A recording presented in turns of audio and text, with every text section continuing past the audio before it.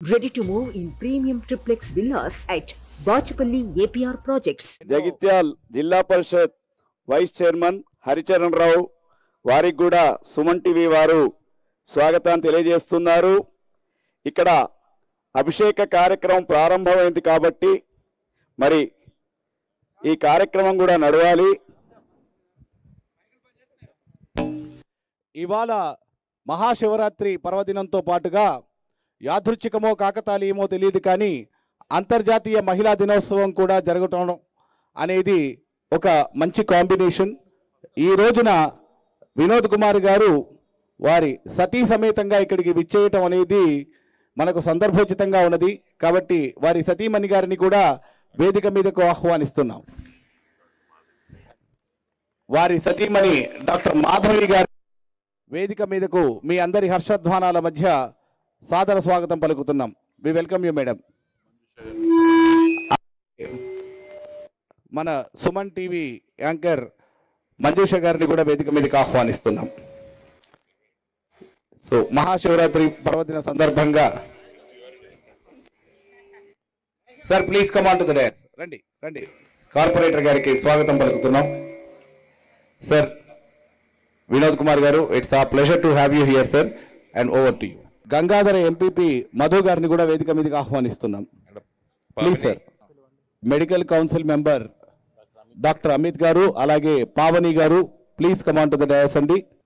Chamber of commerce అధ్యక్షులు శ్రీ శ్రీనివాస్ గారు కూడా వేదిక మీదనే ఉన్నారు. సుమన్ టీవీ ఈరోజు మన కరీంనగర్ మహానగరంలో స్మార్ట్ సిటీలో ఈ శివరాత్రి మహోత్సవ సందర్భంలో ఈ కార్యక్రమాన్ని ఏర్పాటు చేసినందుకు వారికి నగర ప్రజల తరఫున వారికి నేను కృతజ్ఞతలు తెలియజేస్తున్నాను. ఎందుకంటే ఈ మంచి కార్యక్రమాన్ని మరి ఇక్కడ ఈ నగరంలో ఏర్పాటు చేసినందుకు మరి ఒకసారి వారికి నేను ధన్యవాదాలు తెలియజేస్తున్నాను. ఎందుకంటే ఈరోజు శివరాత్రి ప్రపంచవ్యాప్తంగా ముఖ్యంగా మన భారత ఉపఖండంలో ఈ మహోత్సవాన్ని, ఈ పండుగను చాలా గొప్పగా నిర్వహిస్తున్న సంగతి మనకందరికీ తెలుసు. ముఖ్యంగా మన తెలంగాణ ప్రాంతం ఇప్పుడు కొత్త రాష్ట్రం, ఇది త్రిలింగ దేశం అనేది చరిత్రకారులు చెప్తారు. అందుకే మెల్లమెల్లగా దాని పేరు తెలంగాణగా కూడా పేరు వచ్చిందనేది కూడా కొంతమంది చరిత్రకారులు చెప్తారు. మనకందరికీ తెలుసు, దాదాపు 800 సంవత్సరాల క్రితం కాకతీయులు మన తెలంగాణ ప్రాంతం నుండి దాదాపు యావత్తు దక్షిణ భారతదేశాన్ని పరిపాలించినటువంటి గొప్ప రాజవంశం. తెలంగాణ నుండి పరిపాలన చేసినటువంటి పూర్వకాలంలో ఉన్నటువంటి గొప్ప రాజులు వాళ్ళు. అయితే వారి పరిపాలన లోపట మన తెలంగాణ ప్రాంతంలో త్రికూట ఆలయాలు అంటే బ్రహ్మ, విష్ణువు, అదేవిధంగా శివుని ముగ్గురిని కొలుస్తూ దేవాలయాలు ఈ భారతదేశంలో ఎక్కడ లేవు.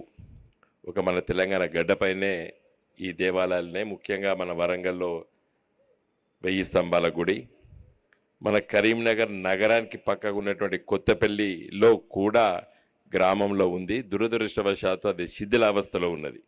నేను ఒకసారి ఇక్కడ పార్లమెంట్ సభ్యుడిగా ఉన్నప్పుడు వెళ్ళి చూసి దాన్ని పునర్నిర్మించాలని చెప్పి కూడా ఆలోచన చేయడం జరిగింది.